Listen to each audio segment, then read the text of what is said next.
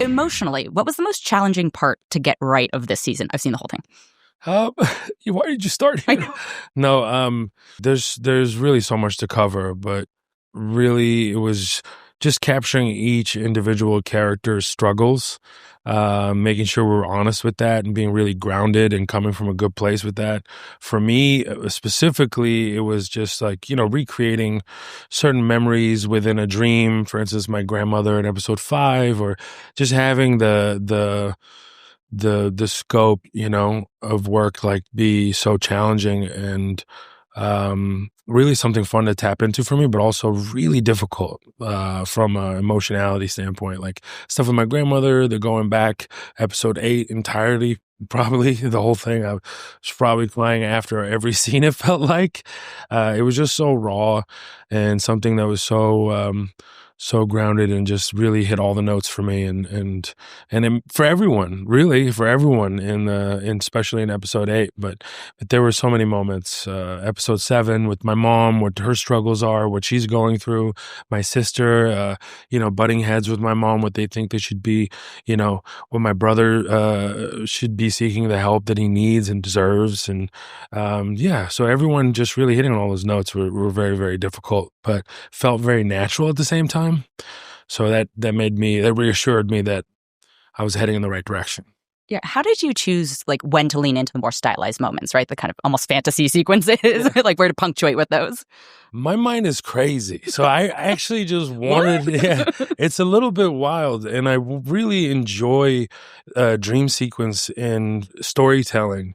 I just wanted to explore that. And I've had some pretty intense dreams of my own in my own life, my real life, that have come true. Is that not ever happened to you in any kind of way? I'm just interested. I'm curious. Yeah, I sometimes worry about that because then you have the scary dreams that you don't want to come true, Yeah, well, you could tell the ones that are so raw and real and the ones that are just based off of anxiety. And I really wanted to just have, fun with that. Really lay into the cinematography and do something so different and unique that I haven't seen on a show like this, certainly. So it was just exploration and kind of seeing what Mo is really seeking in his own life, and it, coming to fruition in a dream in some way where it's signaling to a particular purpose, felt like a really great way to tell the story.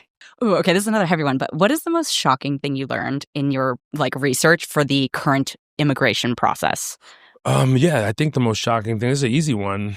It's you can be deported and released on your own recognizance. And I know whoever's watching this is like, what the hell does that mean?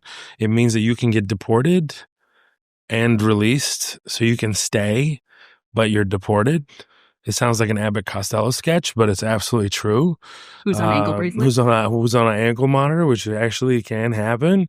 And it has a walkie-talkie as well where they can communicate with you randomly.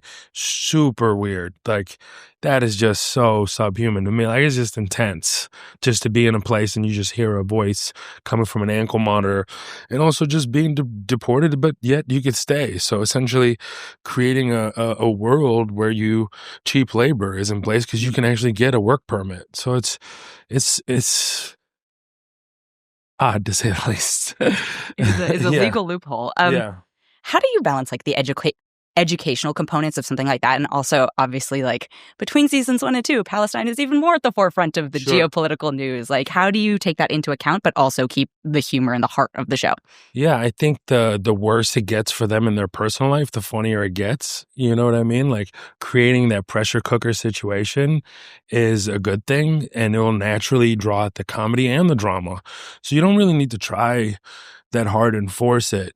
And thankfully, I've been through hell with the immigration system myself, so there was a ton to mine from, and to see what fits in the show and what doesn't. But I think it's really, really simple. You just make sure, does this feel good with the characters? Is this accurate? And let the story tell itself. Don't force things, You don't need to force things. Situationally, it'll be hilarious and dark in a very dark way. In a dream haunting way. Or in a detention center, where you can make the best of what you have, for instance, and find the humanity within that. and just have that wild Shawshank dream, which I really thoroughly love doing. But yeah, things like that. Was there anything that you learned on season 1 that you were determined to implement on season 2? I actually wanted to do a lot of the stuff we did in season 2 and in the first season. And, you know, I wanted him to be stuck in Mexico. I wanted to see that journey of him trying to come back. Because, you know, people don't really know what it takes to actually come back into the States. And it's not like we covered it all, but surely we gave the fans and the public like a peek into that experience. So that was my whole thing. It's like, I really wanted to show as many layers as possible and, you know, pile it onto my character to put him in the worst emotional possible situation and just kind of challenge myself as a performer. You know, it was fun.